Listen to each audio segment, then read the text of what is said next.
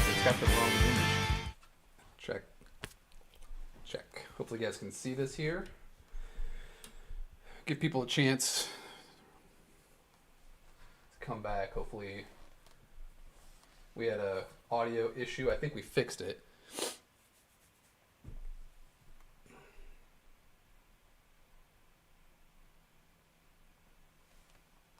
Got 0 viewers, so I couldn't get back to that stream. Sounds right. We had an audio issue. I think we fixed it. All right. We'll see if we can get people back on this one. I think we fixed everything. Awesome. We got people trickling back in now. Sorry about that technical issues. So, all right. I think we're good to start now. Do we need to send out a new link or something, or? Hopefully people can go back to the YouTube page and see it.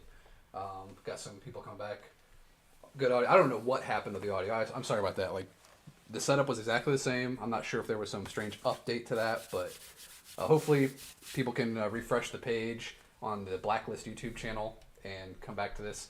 It's unfortunate because we had a link that we were using for marketing and everything like that. So we'll give people a chance to come back and join us. Glad we got some of you. 14 or so of you found it. I'll see if maybe Scotty can send it out or something like that. We got some games. Yeah. Or some games. We got some stuff to talk about here. For those of you who don't know, I'm Adam. I'm Brady. Up here just so you guys can see who we are. We are here to talk about Fantasy Series 1 and Hour of Need and anything else Blacklist related people might have questions for. We're, like our normal live streams, we'll answer questions, chat about upcoming projects, things like that. We talk a lot, so looks like we get some people back. That's good. Again, apology for the audio. I don't know what happened. I blame Brady because he keeps taking the charger from my laptop and it powers down and messes with the settings. I know a lot about audio.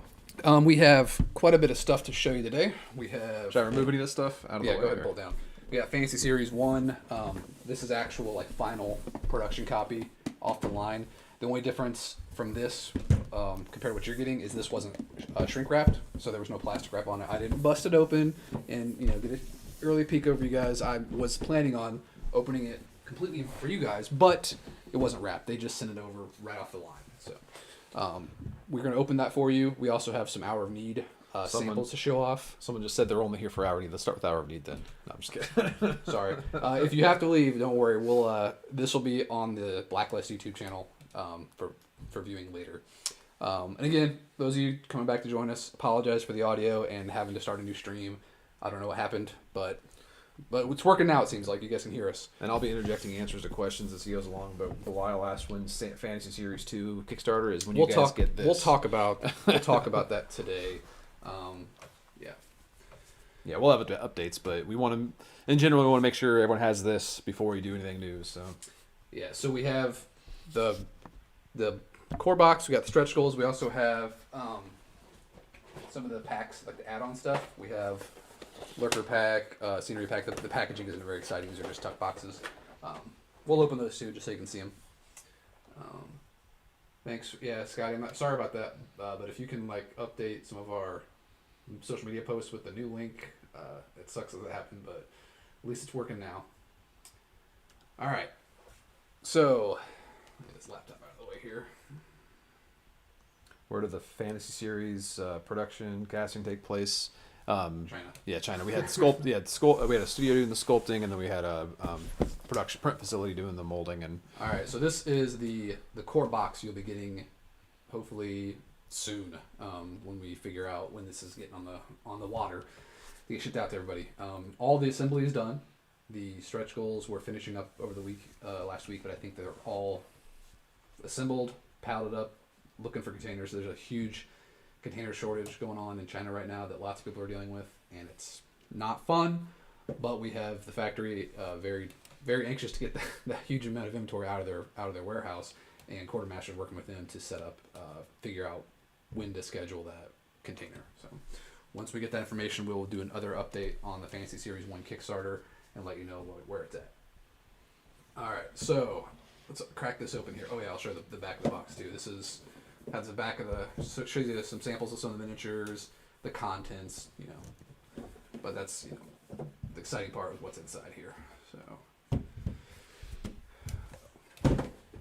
all right, this core box has 2 trays, and they are very, very durable, very safe trays. Got a nice little plastic guard on top, keeping all the miniatures safe. So the core miniatures. Will Fantasy Series be available for brick and mortar stores? I don't know the retail plans, but there's there might be we'd repackage, right, if we did that to actually. Yeah, we don't have mass retail retail plans yet. We had retailers pledge for the Kickstarter, and we have retailers buying it. And we all of our Kickstarters, we will sell it on our website after fulfillment's done. You also see it for sale in the Dire Alliance Horror late pledge or pledge manager. You can grab it too. So the rest of the core minis. Another question: could you make decks of enemies, villains, heroes for Alter Quest with the content Fantasy Series 1? We didn't want to do that because it would lead to either a restriction of value in the fantasy minis and somewhat of a bloat in the design space for Alter Quest, because it'd be too much of a we have too much to tackle. We have other plans for these yeah, which we'll talk about. You'll be able to play with these toys. Don't worry. But Alter Quest, any products within the future will have their own miniatures anyway, so we kind of want to keep these separate. So this we'll look at more of these in detail if you guys want to see them. I've showed them off. You said the camera's a little blurred. I'm not sure if they mean the close-ups. Yeah, I have autofocus on because I'm changing distances, but if we want to look at anything close up, I will turn autofocus off so you can get a good look at some of the final miniatures. But I just want to show you what's in all these boxes first. Look at that. I thought you were wanting just the You're tray. ruining the reveal here for these people. They can't see it over there. It's fine. So this box is huge. This is the sorry, I got the box fart going on here. This is the stretch goal box. It is bigger than 2 core boxes. I'm not sure if you can see it in this close up here, but in the widescreen you can see that this box is huge. It is enormous. Tons of miniatures in there. Bigger in every way. And you'll see in this view there's some subtle, stretch goal art shown in there, and then on the back, it's heavy. Got some more, just showing off some of the art that we got that awesome goals. Innkeeper.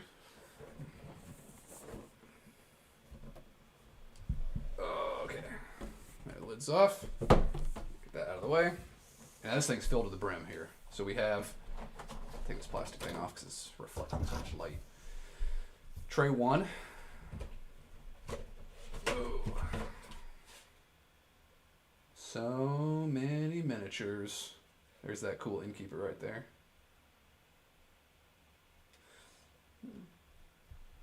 I really like these translucent minis. These came out really cool. These ghosts. Yeah, those slimes in the core game are awesome.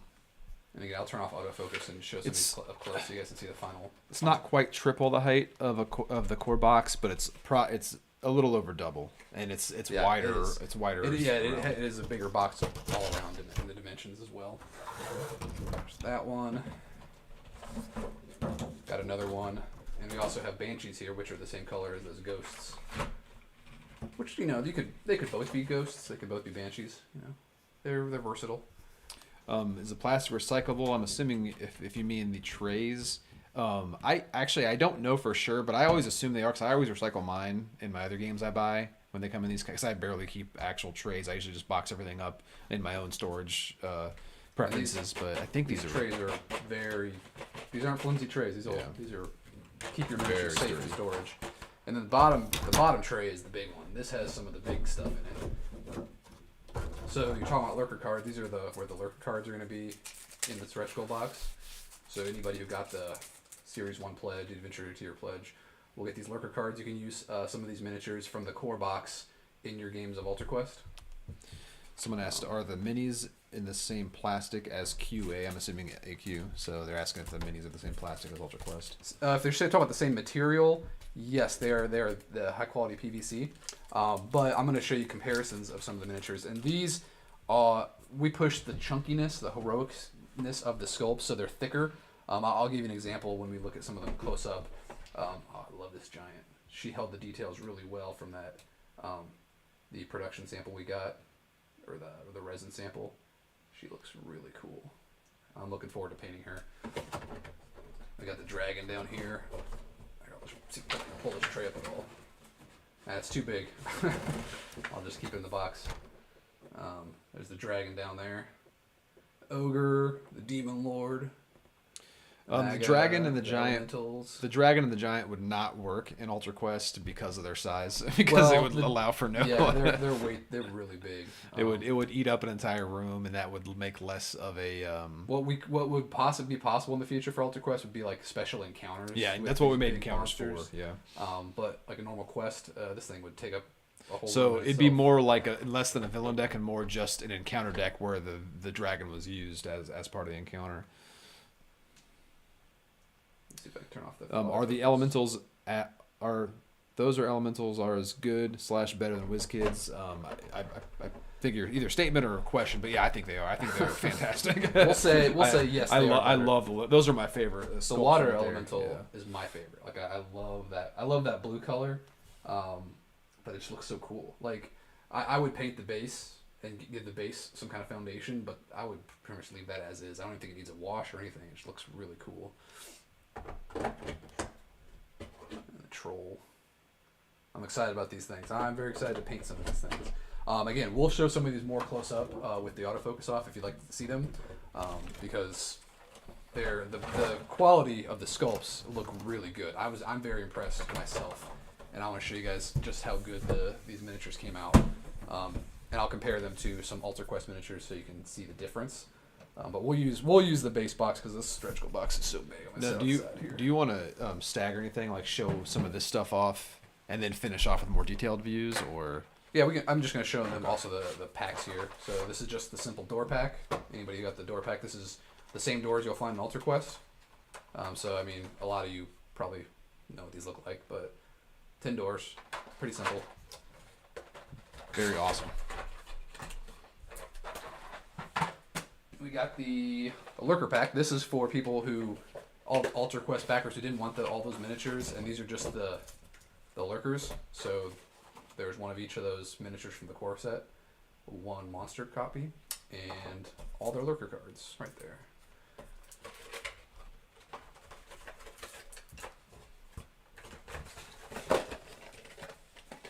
And then we have the scenery pack. This is also some select features from Ultra Quest that I think are the coolest ones, probably. Most commonly used ones, like if you're playing a role-playing campaign, you can't really have enough treasure chests. I mean, these are just... Or fungal patches. I need 2 of those. I love the bookshelves, too. The bookshelves are... I've seen some really cool paint jobs online of people painting these features up, and the bookshelves always look awesome. And these will probably come in handy for our next project, too. Yes. Crates. We use these crates in Frostgrave. We were doing a campaign, or the Fall of Lichsword campaign, and there was a looting of crashed wagon cart. Yes, what the green marker was. It's that slime. Yeah, it was the ooze from the core set. So yeah, we'll show more of these in detail if you like. We also have a live stream of all of the samples of the miniatures in detail. We'll show those as well if you want to see more. But we also want to show you some of this hour beat stuff that we have on hand just while we're looking at this. All right, so we'll start with the core box. So first note on the core game here. This is a production note. Yeah. So we have a couple notes for the. I know Scotty mentioned the update, the kind of changes we're implementing. So this core game, the box is going to be a little deeper because this box right here is based on the template for all the expansions, because these are this size, which these are going to stay, but this is going to be a little deeper just to accommodate. This has more cards. We want to accommodate people who want to consolidate everything into one box, so we want to make it a little deeper for that. So. Because these expansions, we're planning on having the tray at sort of an angle, so the cards can lay a little bit. Because the depth of the box is about the same depth as a divider, so you need a little bit more space. So we're hoping the card trays can be like at an angle. Yeah. Because there's not a ton of cards in these expansions. However, we want the core box to fit as many cards as possible. So we want the cards to stand straight up. Yeah, and as you can see, the dividers would not fit in the box standing up. Plus, you wouldn't have room for all the boxes the rule books and the boards on top. So that's gonna be a little deeper. Minor note, but they're fixing that right now. I have a bedhead. And I guess we'll just break this open. See if So this is we have most of the stuff in here. There's no final miniatures in here. We don't have those. We have early samples that we showed off before. Real quick, somebody asked for an ETA for this. We're just, what was the language we're using for that, for the ETA? Yeah, right now, Fantasy Series 1 is assembled and getting palletized at the factory, waiting for a cargo container availability. So the factory is working with Quartermaster to schedule a container to get on the boat, all that stuff. The goal is to have it out on the boat by the end of this month, but we don't know for sure yet because we need them to lock down the date. When they get that information, we will post a follow-up update, just like a mini update, to tell you what the schedule is. But right now, it's pretty much out of our hands. It's out of everybody's hands except for container availability, really. So someone else asked, will this be available in the Blacklist shop? Whatever we have left after fulfillment, yes, we'll be selling online. But people always ask about availability for our products. The only thing we can guarantee is through Kickstarter. Like, Kickstarter backers are going to get what they pledge for, and then after our Kickstarters, we sell it on our web store. And I think Altar Quest went up, and the first day all the dice packs went out. We had like hundreds of dice packs, and they're all gone now because people didn't get them on the Kickstarter, and we just sell our remaining inventory. So we always say Kickstarter is the best way, and then after Kickstarter fulfillment, we always throw up our inventory on our web store for sale. So okay, and now onto this another production note. This is only the boxes, printed materials, and we don't have the vac trays, we don't have the rule books, issue guides, and we don't have the miniatures. The final miniatures. Yeah, these are just like tokens, cards, boards. And also, this is another production note. This is actually part of the update when we were talking about some improvements. We wanted to improve the boards, so we're talking with the factory to do wrapped boards. Yeah, these boards look incredible. We just want to have the edges. Oh yeah, let me get this other overhead camera so people can see close up here. Yeah, I'm really happy with how the boards came out, but we want the edges to be a little more durable. Yeah, so you see the edges. This is, if you are familiar with Street Masters, right now these are like Street Masters tiles that fold, which is fine, but we want to make sure they're super durable, so we're trying to get some information from the factory about getting them wrapped, kind of like the Altar Quest board. Yeah, because the simple act of folding and unfolding a board will cause a little more strain than just laying it like a Street Master's tile on the table. So we prefer to have these a little secured. So other than that, they look fantastic. I loved how they came out. The art is great. The graphics are awesome. Justin did an amazing job. Volume 30. That's 36, right? I was at that wrong. Volume 36. Yeah. Volume 36. I have Roman numerals. This is all the base game materials here. And this is Automated Chaos. You can see the scale changes. Like, we have the overhead city views, which is like really zoomed out. This is more of a tactical, like, laboratory. And the rooms are these little, the side panels are rooms. They got the server room, the R&D control room, and weapons lab. I would say the minis for Hour of Need are much more to scale with Street Masters than Altar Quest, but probably in between, maybe. For what? Or for the Hour of Need minis as far as their scale, because they're more scaled. They're close to Fantasy Series 1. Like, I can show you an example of give me. Yeah, well, they were asking. Just give me a human size. Yeah, they were asking in regards to Street Masters and Altar a little Quest. bigger than Street Masters, close to Altar Quest. Here, we'll use the Give me Dowager. Dowager is a good example. So this is Dowager right here, and this is an elf from the Fantasy Series 1. So you can see they're fairly close. The superheroes will get bigger, but give me Gorilla, for example. Gorilla's a super soldier, so he's going to be bigger, but it's still within the same scale. You know, like he is genetically enhanced human versus a little elf wizard. So the scale is very, very close. How is the company financial health? Doing well. Thanks for asking. We're still kicking, still making games. Is terrain included with the Fantasy Series set? That was an add-on. So what was the terrain? Yeah, that was an add-on available during the Kickstarter.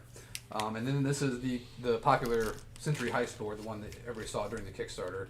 This is the traditional, cityscape one, and then the backside is Making Waves, which is like kind of a shipping dock scenario. Shipping bay, container crane, eastbound ship, southbound ship, and every board has an associated deck. So give me the Century Heist. Well, you can look at the divider. I'll grab the deck. Okay. Yeah, these are dividers. We have, heroes, we got villains, we got the issues. So we have, Century Heist, Making Waves, Automated Chaos, Line 36, and we throw in this miscellaneous divider, which I think people that have Altar Quest probably would have appreciated this, just to have that things for like the search cards and things So like that. here's something cool too. So this is the Century Heist deck. It's in this deck. This goes along with this issue. So this is a cool thing, just so people can find these Easter eggs. I like this. So pull out the red scheme.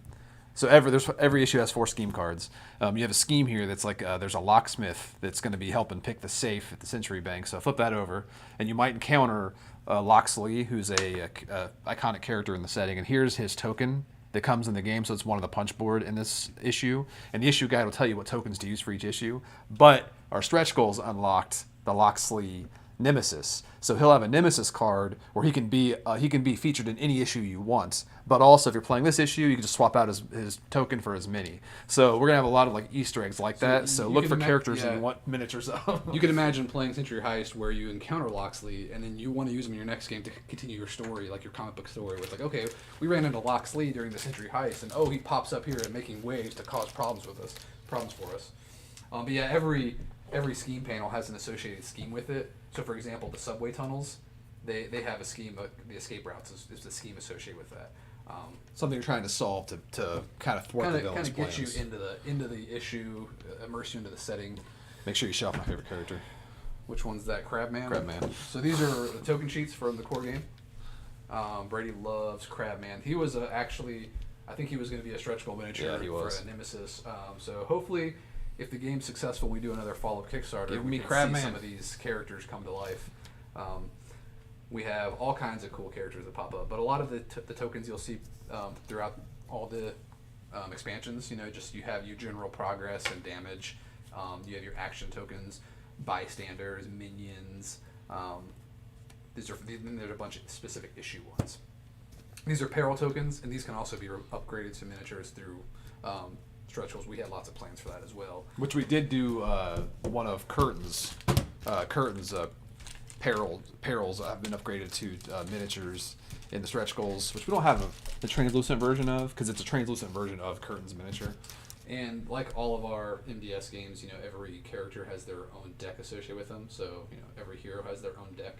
You have Gorilla, you got Micro Guy, all kinds of cool comic book art in this game. It's very colorful, very exciting, very fun. Yeah, the issues in this game I'm particularly proud of. There's a lot of diversity in the issues you can play, and they tell cool little stories. So I think that one of the most exciting things to show off on all these expansions are the different issue boards. So we probably want to show at least those of the different products. Yeah, because we can go through individual decks by request, but we won't have to go through every single card, obviously. Let's look at the back of the box. We don't have the issue guides yet. I was gonna show off the issue guides. But that's one thing I'm really antsy for. So I loved how those issue guides came out, and I want to see the finals. All right, so that is the base game. We also have dice, but we don't have those in the actual. Yeah, we have these from early demo kits, but they're the same dice. They look the same. They look really cool. The crit has this burst symbol. It's really cool. All right, next up this is the exclusive, or not exclusive. This is just the 2 players standalone. Yeah, this is the 1 to 2 player judge and jury with the former punchline, now one-liner. Which we left an Easter egg in there for people who followed that saga of the name change. So you'll see on her divider, I think it is. Her divider art. You see the background. So we got judge. Where's jury? There's jury up here. Jury, one-liner, campaign trail, visiting hours, miscellaneous. And one thing every box has, every standalone box, will have its own deck of clue cards, which you won't need to use all of them. You just pull one set out, but it's just for now. If you buy any of these products, you can play a full game without any, core game or anything. Same with action tokens. You're going to get more Yes. action tokens than you need because we wanted these to be self-contained expansions where you could play a 2-player starter box by itself. Yep. So this right here is visiting hours. It's like kind of like an insane asylum. Yeah, so Harvey Kane is like one of the bad guys in Meridian City, and he runs this place. And obviously, he uses it for nefarious purposes. So he houses all the most dangerous criminals. And you'll notice on the box, this is another character who is going to appear in the future, probably Restraint. She actually appears as a token in a visiting hour. She's one of kind of the mini bosses, but we'll have a Nemesis version of her someday, hopefully. And then we have campaign trail. This is another one that's kind of a zoomed out city map. It's about an election going on that. Yeah, Mayor Amanda Knox is trying to run against the villain, General Domain. Brady likes his naming these characters. This is just the punch board sheets that come in this expansion. You'll see a lot of repeated tokens, but then there's also the issue specific ones. You'll see special characters that are unique to this box. And then the cards for that. There's all kind of all of these standalone boxes will have the 2 heroes, 1 new villain, 2 new issues. Got Judge's deck, got Jury's deck. Yeah, the Visiting Hours issue deck. You got the Campaign Trail issue deck, and then you have One-Liners villain deck. We'll show off some of those artwork. Yeah, One-Liner is all about hiring a bunch of hired mercenaries that can shoot the heroes while she goes in and tries to punch everybody. So much colorful art. That's a cool piece. We could have used Punchliner, but the main pun for Punchline was her delivering one-liners, so it made more sense doing one-liner. And obviously some people aren't as big of a fan of that name as they were Punchline, which is unfortunate. Punchline was a fun name, but we just didn't want to get into that mess because DC is pretty powerful when it comes to legal action. No reason risking that for a game that we just want to get made. So plus, when we have plenty of other villains we can do. So next up is the exclusive one.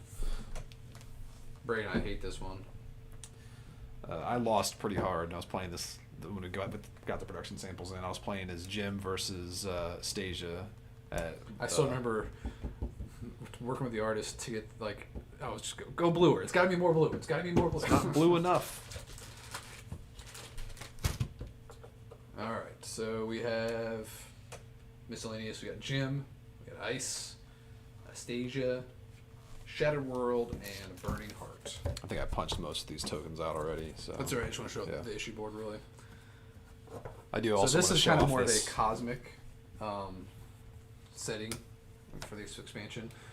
We have the Shattered World. This is very zoomed out.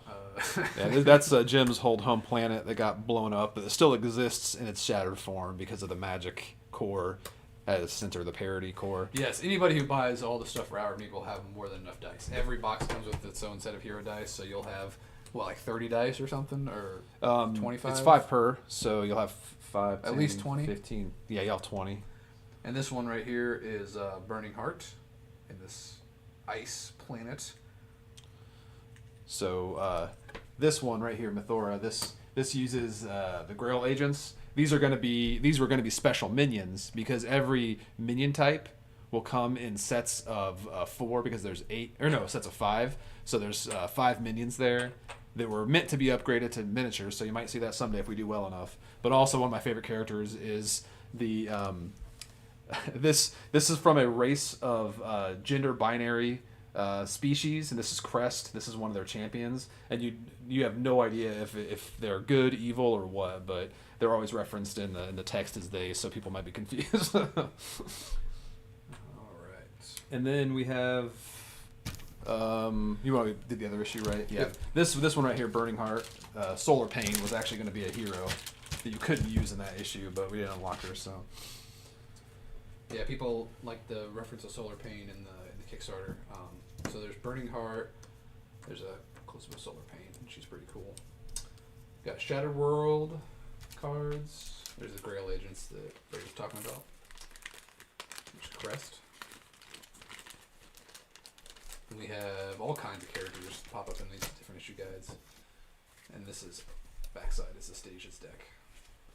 Yeah, I think we left enough Easter eggs in this where if we can ever expand the game and do another Kickstarter, we have you'll probably be able to guess a lot of the stretch goals. It'd be a fun little game to see who knows which characters might pop up.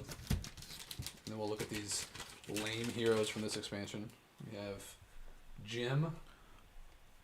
Jim's probably the most complex hero in the line because he has a token type associated with him where he has to charge his Trinikeys, which are his 3 gems. He's got one in each hand on a ring and then one in his chest, and he has to balance out whether or not they're depleted or charged. This deck's very blue. I like that piece. He's got Ice is kind of a mix between Cyclops and Iceman, because they're both cool. People have asked about doing an RPG. You know, if anything, I'd love to partner up with the Sentinels guys because they just made a Sentinels role playing game, and we could just use their system and have like a kind of a supplement. It's here's this world you could use these rules for, but yeah, that would be cool. We have a lot of content for it. Next up is the one we unlocked actually mid campaign, added on. Yeah, this was a Kickstarter exclusive one, the Divine Law, which is more of the martial arts themed expansion. Kind of a, makes you feel like, get that Street Masters feel to it.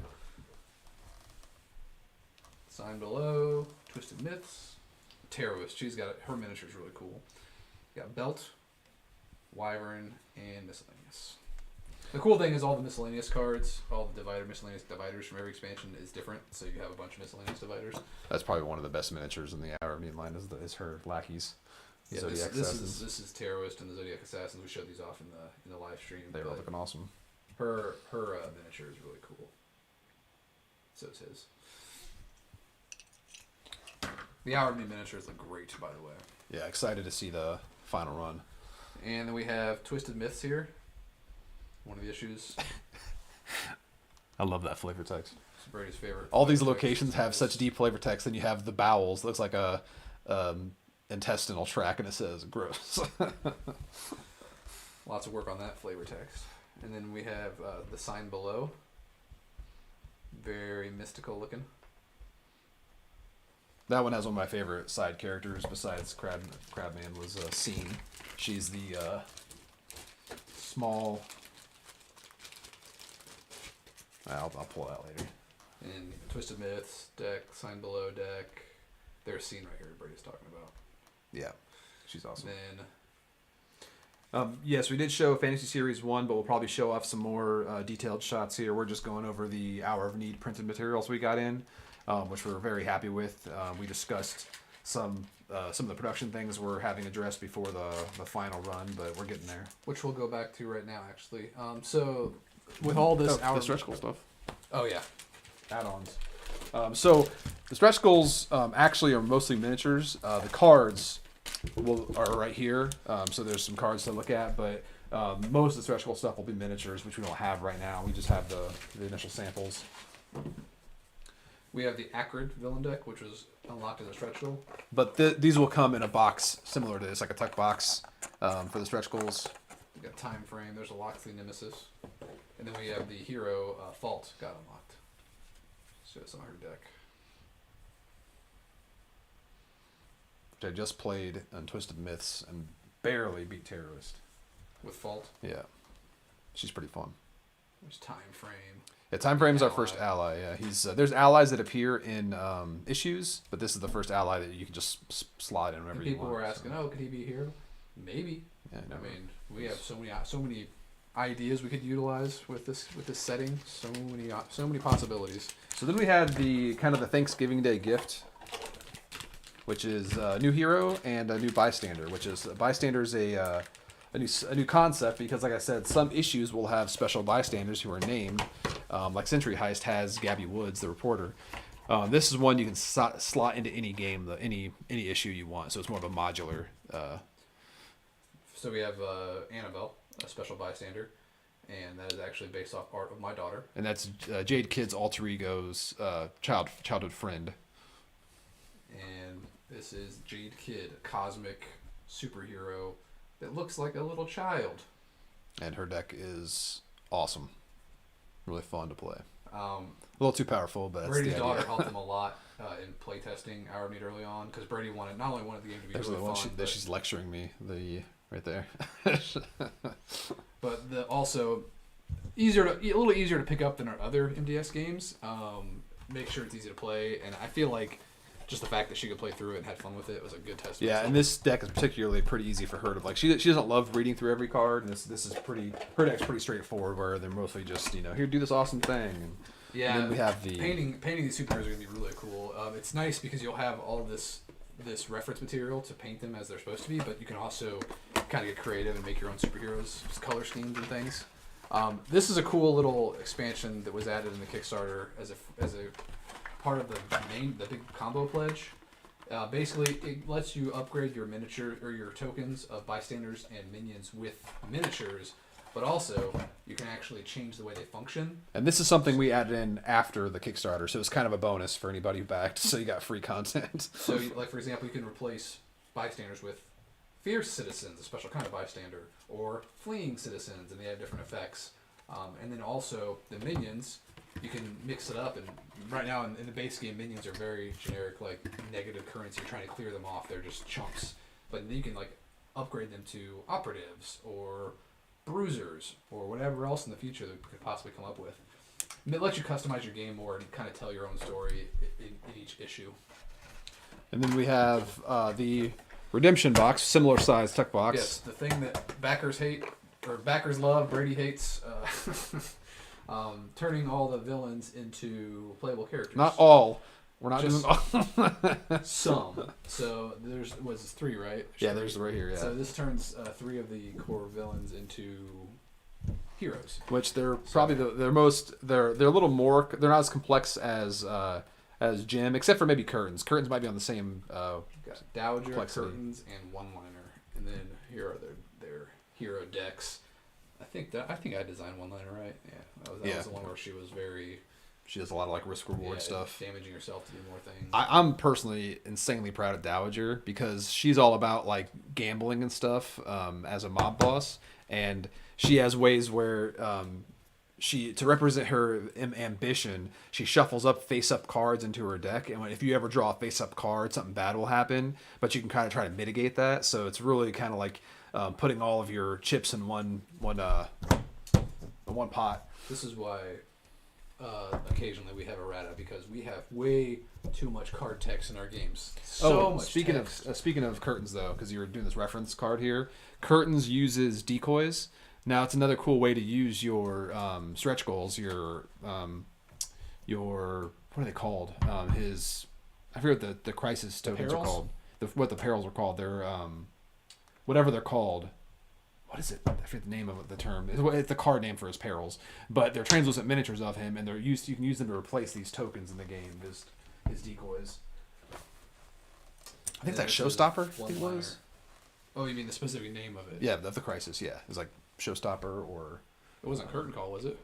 It might have been Curtain Call, yeah. Because I know there was something called I'd have to go to the bottom box here and go through his deck, because it's in his All right. deck. So I think we covered everything there for... So that's our Hour of Need production samples. stuff, and we're pretty stoked about them. We're just doing some final things. We want to make sure Hour of Need is top notch, because we definitely want to do more with it. We hope that it is unfortunate it's like our lowest funded Kickstarter, but I think there was a lot of external factors with that. Like we had Marvel Champions, we had issues with Aftershock fulfillment, things like that. But I hope when people get it and we get it to some reviewers, kind of the word gets out and people get more interested in it, because it's our best MDS game, I think, by far, out of all the MDS games we've done. It's the one I'm most excited about playing. I've always had fun with it. It's our first that plays up to 6 players, so that's cool. Like, it's got a lot of stuff going for it. I think it's the most accessible and the most varied of our designs, because, like you said, it scales from 1 to 6 pretty smoothly. It's a lot lower barrier of entry, a lot less upkeep. Yep. There's a lot of cards that come out that are just one and done. It's a lot of things we've learned throughout the process of our different MDS games, and I think this is like the culmination of all that learning. Was how to make this game. So we're very excited about it. If it gets out there and people love it, and we hear lots of demand for more, we are going to be super excited to do another Kickstarter in the future, to reprint it and add new content. It really just depends on how it's received.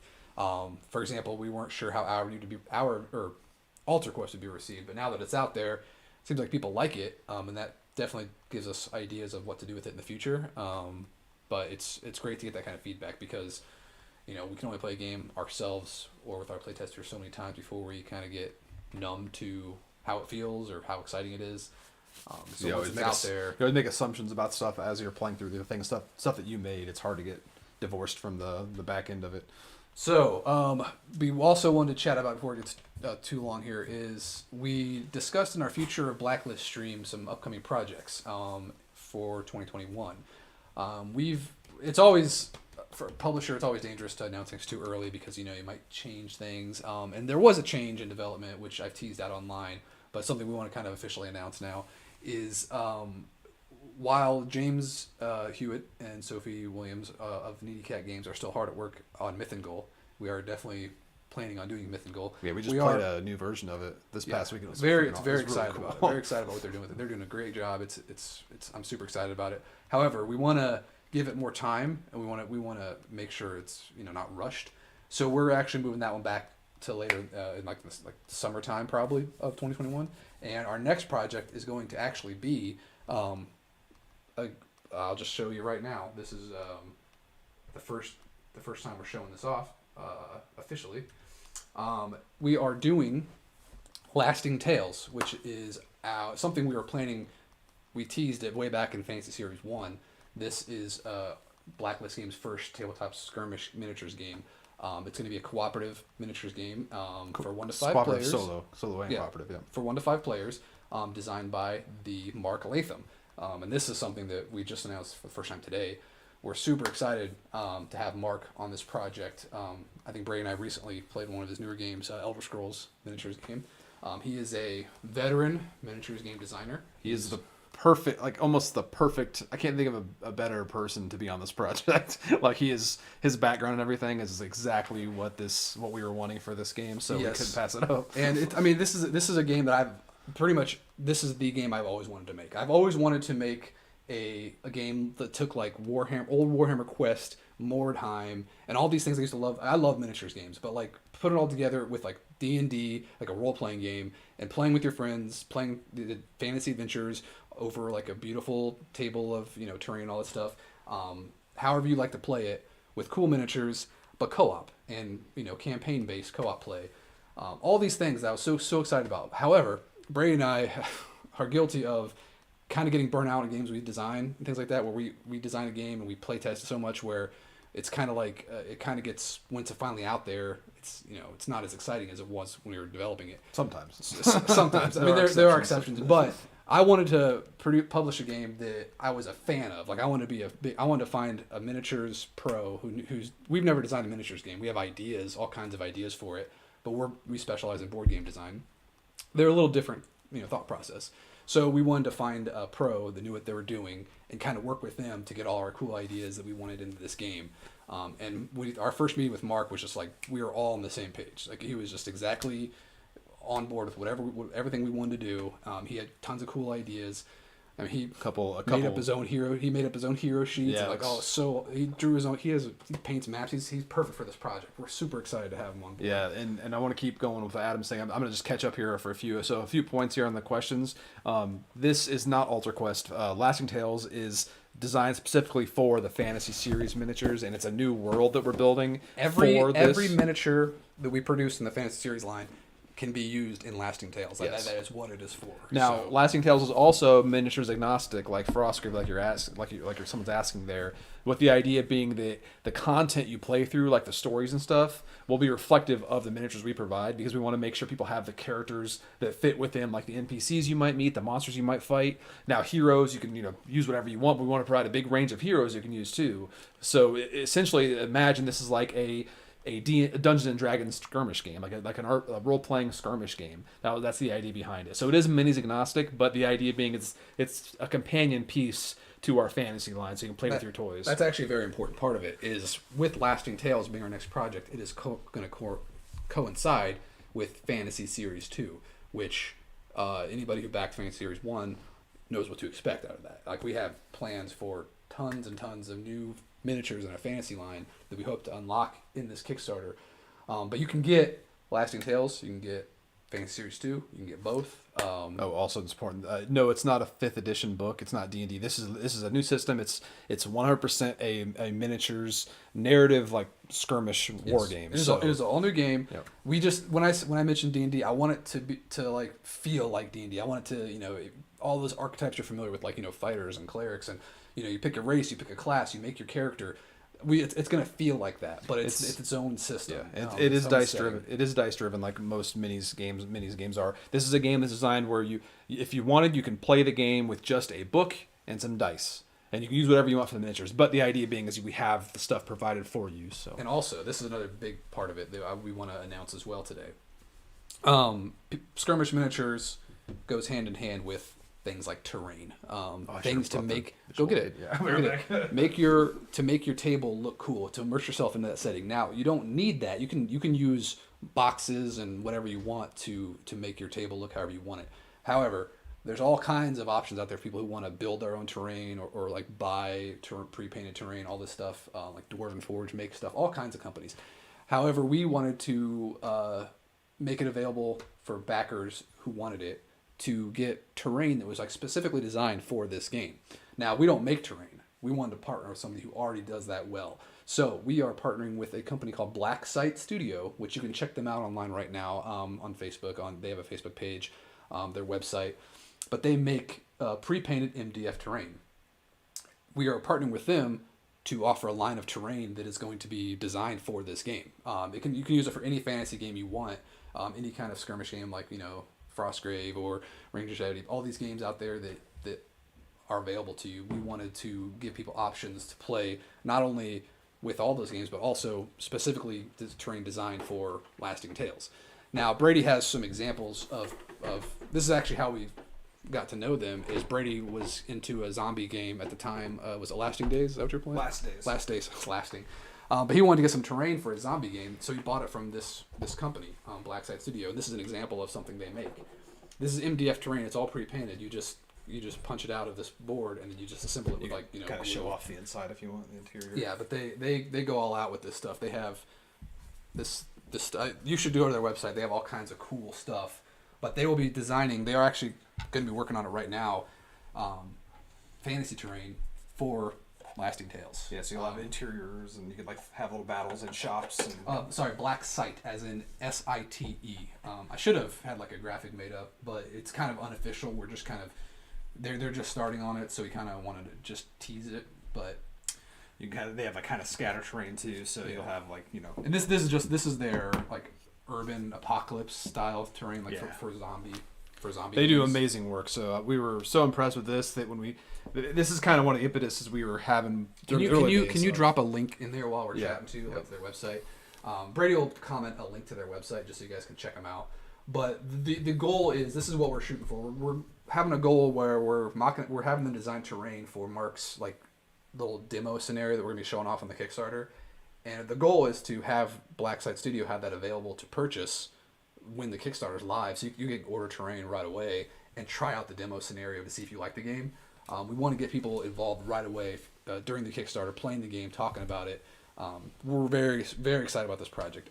It's probably the culmination of all the games I've been working on in the fantasy world is something along this line. So I'm very excited to be involved in this project. And before we keep going, I just want to catch back up when I was gone here. A couple questions. So this goes back to Hour of Need. Which game's more streamlined, plays faster in multiplayer? Contra, Hour of Need. Hour of Need goes up to 6 players, and we've played 6 players in playtests under 2 hours, which is, if anybody's played Street Masters or Alter Quest, you can tell it's pretty impressive, because if you're playing like Alter Quest 4-player, that can go up to beyond 2 hours. Did you drop a link in there for them? Yeah, I did. Yeah. Okay. So I would say that higher player counts, Hour of Need is much more plays much faster. But Hour of Need and Contra are very similar in how streamlined they are. Contra, I feel like, is much more accessible because it has less involved on the AI side or the story side. Because Hour of Need has a lot of cool, intricate moving parts with the story and everything. But it doesn't add much upkeep. It's just more if you have played more complex games. I think Hour of Need will be easier to understand than if you're coming in fresh, like someone who might approach Contra easier. And then I didn't see your comment. Oh, you didn't? It's right after Black Site Studio is like 4 down. I put the Black Site Studio. Oh, weird. It's not showing up in my chat. Oh, weird. But hopefully you guys saw. I put it in there again just in case. It's 3 words. Black Site Studio. Yeah, site as an SITE. But I think we'll do an official announcement, on our social media page, so people will see it there. And then someone asked, as far as timeline wise, I was going to mention that. This thing is planned for our next Kickstarter. This is what our next Kickstarter is going to be, Lasting Tales. But we don't want to launch it until the Fantasy Series 1 is delivered. So the goal is for people to have Fantasy Series 1 in their hands before they make the decision to get Fantasy Series 2. And anybody who missed out on Fantasy Series 1, the goal is to make it available on this Kickstarter as well. So you can get everything from there. We have all kinds of ideas for exciting things to offer during the campaign, but we wanted to let you know what the plan was because that's what we're working towards right now. Everybody's hard at work on this project, and we cannot wait to get it on Kickstarter. Someone asked, "What's the best zombie tabletop game?" I did like Last Days quite a bit. We played that together. Mark has one. Yeah. Mark. I was gonna say that was my follow up. I think Mark's Walking Dead, which is it's Walking Dead All Out War, because they have a new one that came out that's more like Call to Arms. Yeah, Call to Arms is the bigger scale one, but All Out War is so cool. It's got really awesome solo co-op play. The only reason I didn't get too much into it is because I was just so far behind in the content. And I sold my house, so I can't paint my stuff, but I have a whole collection waiting for me, and I have all the terrain now, so I really love that system. Now, assuming Lasting Tales does well, it's like we have so many ideas for other like types of miniatures games because we love the idea of offering a line of miniatures that are pre-assembled.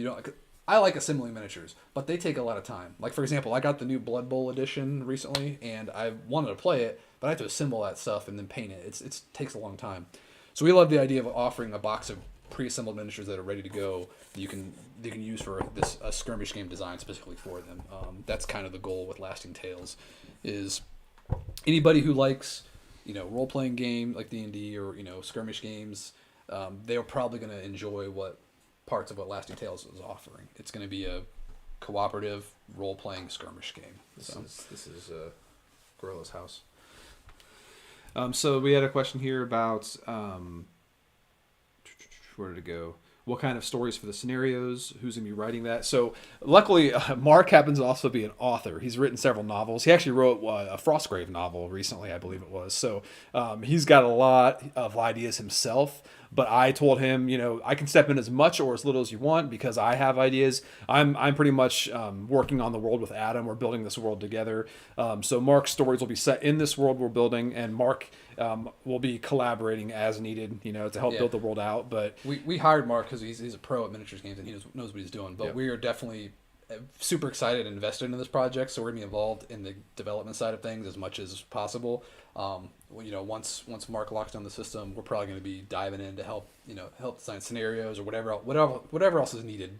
But we're just excited to start playtesting it and working with him on the campaign. We have so many cool ideas for the game. So.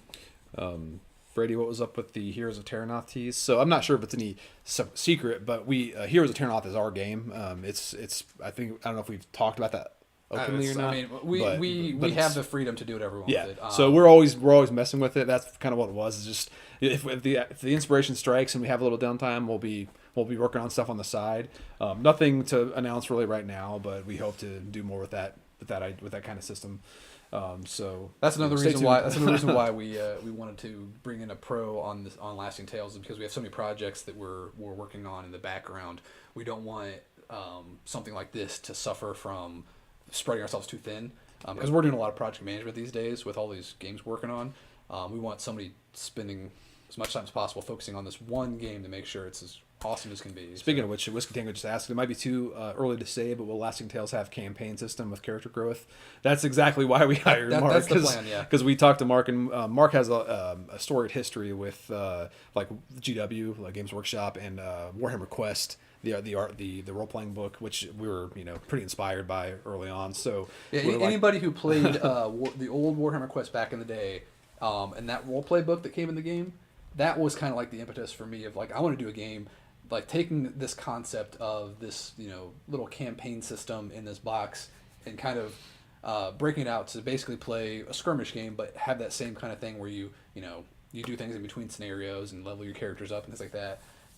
Basically, I'm trying to think of a good way to explain my vision for it, but I imagine as much like a role playing game as possible. Like you're playing a D&D campaign with your friends, but there's no dungeon master, and you're not doing all the narrative like discussion stuff. You're playing the combat. Yeah, it's not theater of the mind; it's theater of the tabletop. Yeah. So it's essentially supposed to be a combat oriented role playing experience with no dungeon master. Yeah, I mean, there is a possibility that we can easily design a mode where Mark's expressed interest to us about like, maybe we can experiment with the dungeon master mode, which is cool and all, but the focus is is going to be that would be a supplement. Yeah. That would be something else. The core experience we want to create is a solo co-op narrative driven role playing experience. With the option of just playing, pitched battles, not having to play through a story or something, not having to rely on content. We want to give players what they need to make their own stories and play through their own missions and everything. But we'll also be providing, some narrative content as well. So. Yeah, I see Blacklist Scotty. I think Scotty is on there answering questions about shipping. Yeah, as far as orders from the website, that goes through Quartermaster, and I think they do I think it was weekly exports or something of orders. So sometimes there might be a delay, but especially this time of year right now, shipping is crazy delayed. I know even stuff I order from Amazon is delayed. We've gotten asked several times here if there's any plans for like a sci-fi MDS game. We're always talking about things, but Adam and I have pretty much said if we ever did that, it's going to be like if you imagine Alter Quest, but scaled back to meet toward like an Hour of Need level, elegance. That's what we would aim for, is something like that. So we talk about it, and it's something we'd want to do because we have sci-fi ideas, but right now we have stuff, so we have stuff to work on. Yes. Stuff coming up. So with that being said, as Lasting Tales being our next Kickstarter, we are still moving forward with Myth and Goal as well. That's being worked on by a different team at the same time. So James and Sophie are busy, hard at work, making Myth and Goal as cool as possible, and that will be the follow-up after Lasting Tales. And we have other plans for later in the year that we can't announce just yet, but Pretty cool. But now that we're getting close to moving into 2021, we wanted to let you know what the solid plan was and what to expect next from us. That being said, getting Fantasy Series 1 delivered to backers is the number one priority. We want to make sure you guys get it in your hands. You can see how cool the miniatures look. And with that, I can show off a couple miniatures just to show you guys what the detail looks like. Let me see if I Yeah, Dustin, hope you're doing well, man. Hope you have good holidays as well. It's always good seeing you, man, even if it's on just your little image here on the on the YouTube. All right, so let's check out a couple miniatures from the final box here. People have been asking a lot about the scale between Alter Quest and Fantasy Series 1. I wanted to show an example of what to expect from the scale. So people were thinking that, our Fantasy Series 1 is going to be like a lot smaller than Alter Quest. It's not. I mean, it's remote, like tiny, hardly noticeably smaller, but it's very close. A standard humanoid male character in Fantasy Series 1 is going to be about 32 millimeters tall. Now, the confusing thing about scale in miniatures is you say 28 millimeter, but it's not necessarily that every figure is 28 millimeters tall. It's just that used to be like the common phrase, or like this is the group of scale of miniatures you go with. The truth is they're about 32 millimeters tall, but people don't say 32 millimeters because it makes you think it's bigger than it actually is. So it's confusing. We just wanted to show you exactly what it was now that you have Alter Quest in your hands. This is what you can expect from the scale of Fantasy Series 1. Somebody asked here, I guess 2022 would be the earliest for a second Hour of Need campaign if demand is there. We're exploring alternative options for that. It all depends on when the game is released. Obviously, we'll address it then, but we make plans in the background, and I would love to do something with Hour of Need this coming year, 2021. If it's justified. It's not something we're going to sit on. It's something that I would definitely want to make happen. Will Black Site stuff be part of the Lasting Tales Kickstarter? They'll offer it on their website for sale, right away. You can have it for your other games right away. They deliver. They don't deliver with. They manufacture it domestically, so they'll have stuff printed from their facility and ready to go. Now the important thing to note is that they will be selling the terrain themselves. We're not going to be selling it through our Kickstarter like that. They will be selling it with the advertisement. This is designed for Lasting Tales. Yeah. Mostly it's our partnerships mostly so we can feature cool terrain because we love this terrain. We're fans of this terrain, and we want to see them, do well, and we want to promote them. But we also want to use their terrain for our marketing purposes, for book photos, stuff like that. So it works out well for both of us. Now I'm going to see if I can turn off autofocus while we're streaming. I had issues with it before. But when are you going to make a G.I. Joe themed game with David Thompson? I told David I'd let him know anytime I hear G.I. Joe being mentioned anywhere, because I know I think it was it Renegade? I think Renegade has the license to do RPGs for Hasbro properties, but I don't know if that includes board games or not, tabletop games. So I don't know if you guys know, but I have a lot. It's very common when you get miniatures that we get bent staff and stuff like that. So it's really nice to see. This guy doesn't even need the hot water trick. This guy has a perfectly straight spear, which is pretty awesome. We have a recommended buying guide for the black site stuff, like what we need. They'll actually have a category for they'll have like a brand for Lasting Tales, because if you go through their site, you'll notice they have some other game lines. Like I think it was Relic Blade was one of their big ones. We'll make the bottom line is it'll be very clear what's going to be made specifically for Lasting Tales. Yeah. And we can always like provide links, for images we're using. If we're using this in features, or this scene features a big inn, we'll say this is a black site studio inn. Just to give you a little comparison too, like this is a production resin sample before, not plastic. So plastic has a bit of a shrinkage to it, so you always have to compensate for like a 4% shrinkage. So you can see a little difference there in the scale. But I want to give you an idea of how well these paint up. This is something I just painted up real quick just to see what it looked like. They look really cool. It's like probably the coolest skeleton miniature I've ever seen. So yeah, we had a comment about a lot of our stuff being colorful and lighthearted. Do you interested in much more dark and gritty? We're not opposed to kind of dark and gritty or grim dark. I just think there's so much of that. I think that I don't want to just be competing with people who do that really really well. And it's just something that doesn't really. I like that kind of stuff, personally. But from when I create stuff, I don't usually create stuff in that mindset. But one of our games we were working on in the background was a very gritty horror game, but it was kind of more probably more campy than grim dark or anything. So it's not out of the question. It's just kind of this is what we lean to, I think. And as you guys can see, this is final. This is what you will be getting, so you can see the quality, the detail. Yeah, we both paint minis. Adam's much better than me. He does it a lot more often. I just paint it out of necessity because I don't like to. If Adam and I are playing Blood Bowl, I don't want to have an unpainted team or something, so I'll paint mine out of necessity. Speaking of painted, this is This is gonna be my first Lasting Tales character. I think this is the cleric that comes in the core box. I painted him up. I actually told Mark, I was like, make one of the demo's gonna have pre-generated characters, so make one of those a human cleric that I can use this guy for. So this is what I painted up for that. So expect to see me play with this guy in our demo. Did I not ask him to do a halfling? I forget. From the box, yeah. This is I think this is one that my wife painted for us. This is the giant worm in the core box.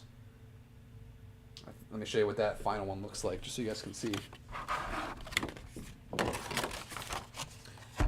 And I won't show off all the miniatures, but if there's anything you guys are just dying to see while I have it open, you like can, the oozes. Yeah, I can show you the oozes for sure. That's the that's got a strong factory smell there. Let me see. I love it. Just take the tray. The top plastic part off. Woo! Yeah. I don't know which part it was that smelled. That's not as good as a printed rule book, but still. So that's the giant worm thing. And those go deep in that tray. Let me show you the. Yeah, these trays are exceptional. Maybe it's the ooze miniature. Is it the green translucent? I don't know, but something in there has that strong factory smell. I want it. For painting tips, those look awesome. These are so cool, man. We actually sent a set of these off to a painting studio to paint for the next Kickstarter. And it's funny because I was like, oh yeah, just don't touch the oozes, they're fine. Just put something on their base. Mark, if you're watching, make sure some of the early scenarios in the campaign features the oozes, because these are. I want to fight these. Imagine awesome. the glob from Horror Series 1. Having that in Lasting Tales would be pretty sweet too, like giant ooze. And something small here. Here's a kobold. You can see some of how the detail holds on these tiny little miniatures. This guy is really small. We have requests for the big ones, the giant, the demon lord. Sure, open up where's the stretch? You took it all. I have nothing over here. Yeah, I'll whip out one of the big monsters. I think I showed off all the cool stuff for the core set. So again, we've shown all this stuff before, the early samples, and these final samples look very similar. The green ones do look like little gummies. I want to eat one. All right, there's that. Let me get the big box out here. Wait, so Dr. Bandage said, wait. For what? I don't know. Maybe for putting this away? I don't know. I have it Did here. we get animal companions? Aren't we featuring those pretty heavily? Someone What? asked, did we get animal companions? I will tell you right now, as a tease, Series 2 is going to have lots of animal companions. Will the horror series stuff work in Lasting Tales too? Some of it, like for example, there's zombies. There's there's something like Rutger looks like a flesh golem, and stuff like that is definitely like typical stuff in fantasy. A lot of things will cross over.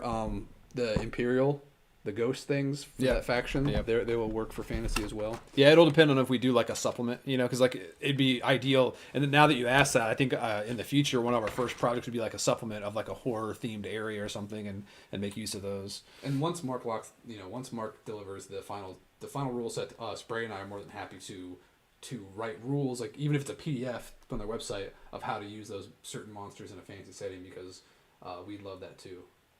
This is a ghost. Yeah, and the idea behind Lasting Tales, we'll wait to see how development pans out and everything, but we'd love it where the system could be open, where we do different settings with that, like you do Lasting Tales horror and have like this focus on the gothic setting as opposed to just traditional fantasy. So like I said, we're building out this world specifically for the fantasy because I was working on a novel. We have these characters featured, and we kind of wanted just a more traditional, old school D&D style fantasy world to play in. We have tons of heroes in the fantasy line. We want to give people more uses for that as well. So we want the idea of having like nemesis in Lasting Tales, where just all these different characters, you can just utilize these hero miniatures in different ways. For example, this dwarf wizard here. Dr. Bandage, the core book for Lasting Tales will focus heavily on what's offered in the fantasy series line. We're just saying that we could easily make use of those, and we will probably always pull from own miniatures when we're inspired to make new characters. So if one scenario happens to have a flesh golem, it might be because we have a cool flesh golem here in the library, because we want to use our own miniatures, obviously. So. Yeah, and Mark's of that mindset as well. He wants to utilize what we offer as much as possible. So I work with him on the list of ideas for Fantasy Series 2 just to plan on. Someone asked here, can you swing the whole box tray under the camera for a second? I'm not sure if they meant from we did before. I don't know. Like just one of the trays? I'm not sure when that comment was made, so I don't know. I'll just show off one of these. This is one of the trays from the box. I'm holding it close because I turned autofocus off, so if I pull it back far, it's going to get out of focus. Dr. Bandage, whenever I get my stuff, I'd be happy to pass you one along because you do great work. So. For what stuff? For Hour of Need. Someone asked, when's your Hour of Need guide going to come out? This is the water elemental here, one of my favorites. Ironically, well, I guess I shouldn't talk about that, so I won't even say anything about that. Brady likes to talk too much. And you wanted the Demon Lord, huh? I heard Demon Lord. Straight from a heavy metal album. Sanctuary 80s thrash band heavy cover. That sword is huge. Lots of detail though. Very deep cuts on those muscles. Yeah, I'm glad I backed two. These are. God, careful! It's right by the mic, so it's very loud. I just had to. This is still one of my favorite ones. I'm probably gonna paint this one up, show everybody what it could look like painted. I'm gonna have my wife do the dragon because she always likes the beasts. Yes, Lasting Tales will be fully designed to be solo friendly. The idea being is it's going to be a party-based game where you have a party, you have a group of heroes, but if you want to play solo, we want to provide ways where you're not managing, several fleshed out characters. We want to have, ways where players can play with less upkeep but still have their hero be the star of the show. That big one, a dire bear. Now this is another good point. It's like dire bear is cool and all, but I'm bummed that we don't have like a regular bear for stuff like animal companions. So that's why in Series 2 I definitely wanted to have more just normal animals. I took a lot of polls online to see what people were like wanting. Like, oh, what are you looking for in your fantasy miniatures? And so I definitely got people's input on that regard before I made the list, or before we dug into what we're going to offer. This fire elemental. Is this the elemental? That's the earth, yeah. There's Should no reason to have brown special... translucent. Earth elementals aren't translucent. I'm just kidding. I just like translucent minis. We try to always squeeze a couple of them in, and I have no idea if it hurts our costs or not, but I just have to have them in. How tall is that giant compared to GW's new $200 giant? I think honestly, the scale. How much bigger is that giant to this one? Is it like For what? the GW one that you said was $200? Like It's huge. It's like It's that big. huge. I don't even. I was looking at him just out of curiosity, and like, man, it's crazy to me that I would about to drop $200 on a giant. You were about to. Well, I wasn't going to, but I was like, how much? I want a giant. How much is it? But like, oh, it's ridiculous how expensive it is. But it's huge. But it's nice that we can offer a giant in this $65 pledge. I mean, this right here is $65. I wouldn't feel crazy spending $65 on this by itself. As a miniatures guy. So. Someone said, "What's your favorite game at the moment? What's your favorite games at the moment?"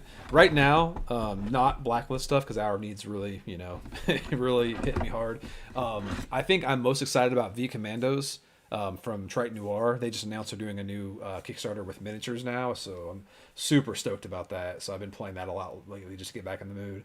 And then I've also been playing a lot of Kingdom Rush from Lucky Duck Games, which is really cool. Really enjoying that, and it's gotten me into the video game series, which is eating up way too much of my time. I can't stop playing those video games. So those are two big ones for me right now. Cool. Well, I hope we got a lot of. Let me close this off real quick. Go back to 3 boxes. Yeah, it's a lot of painting. What's that? Dr. Vantage said, "I hope I have enough hours to get all the Fantasy Series 1 painted. I may or may not have bought 3 boxes." We will make sure that you utilize those for Lasting Tales if you're into skirmish games at all. But we'll design a full-fledged, all-out war scenario just for Dr. Vanage's collection. As when you're talking about games and stuff like that, I feel like outside of Blacklist games, I recently purchased Core Space. Is a game I heard a lot about for a while, and I've been putting off getting it because I have so many skirmish games, but I wanted to try it out. Brady and I played through part of the campaign from the core box. It's a pretty fun game. My one drawback with it is it's the cardstock terrain, which I already felt like just playing through half of the campaign, I already noticed some wear and tear on the punch board, and I was like, it's kind of a bummer that it won't last forever. It looks good. It looks good on the table, and it's fun. It's actually fun to set up. Like, it takes a while, but it's kind of like it kind of takes me back to like building Legos and stuff like that. It's like just building up a little cool board. However, I have tons of Necromunda terrain, so I could easily still play the game with that terrain. But I like that. But it also made me want to get back out to like playing skirmish games like Warcry. I think Warcry is an awesome game. Anybody who hasn't played that, if they're getting into Warhammer games, Warcry is awesome. I just imagine seeing this. Someone sees a still, and it's like these two guys talking about their dollhouses. Like, this is a dollhouse stream, and we're just talking about this is where Randy lives. This is his house. Check out the inside of my dollhouse. I got new wallpaper. Our mom used to have a giant dollhouse when we were kids, and we always played our GI Joes in the dollhouse. So we've been playing with toys and dollhouses for our whole lives. So. But yeah, that, and then also getting back into Blood Bowl. The new season of Blood Bowl came out, so I'm assembling my Imperial Nobility team, getting ready for that game again. Also inspiring, getting me excited for Myth and Goal. So, what was that? Nothing. I lost my train of thought. It wasn't important. It was Which I think we're all caught up here. Yeah. I don't know about the overview cards. I'll check with I'll check in on that. What overview cards? The overview cards for Tied to the Dragon. Someone asked if we're having those because we included those in the Aftershock campaign, the actual Aftershock Kickstarter campaign. In the Aftershock box, and it was meant to be exclusive, so I'm not sure going forward how we're handling those, but I'll double check on that. I think Brady's new house is a little bigger than this. Mine's got a basement and more bedrooms up top. This one list 2 bedrooms and a loft. This is the Browns farmhouse. It was fun because I was playing last days with my daughter Riley, and it's kind of a simple dice system, so we were more just role playing it, and she kept taking her character in this room back here and like locking herself in, but zombies kept breaking in. I'm like, you have to leave. You can't just sit in that room the entire time. I could explain it to her, but she just wanted to stay in that room and just survive her last day. So yeah, our plan is leading up to the Lasting Tales Kickstarter is doing some live streams of playing through the demo.